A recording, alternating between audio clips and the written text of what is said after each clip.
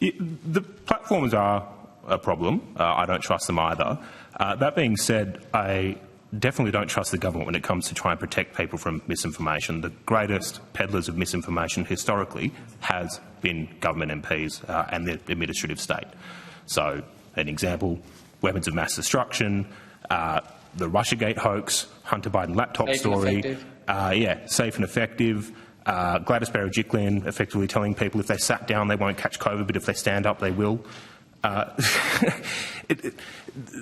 This legislation is the equivalent of saying, well, we have an issue with bushfires, so let's hand over power to arsonists. It is insane.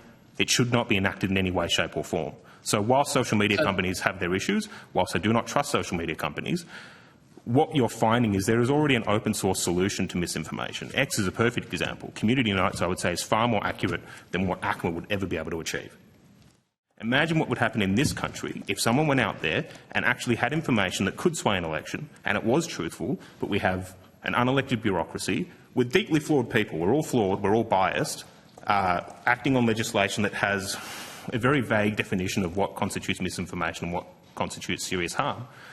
Imagine what they would do in a country like Australia. They would crack down on all forms of information. It's an egregious bill. Entirely fine. The concerns that we have are around an unelected bureaucracy having determination of what is considered reasonable and unreasonable content, what is considered misinformation and disinformation, and how that's defined.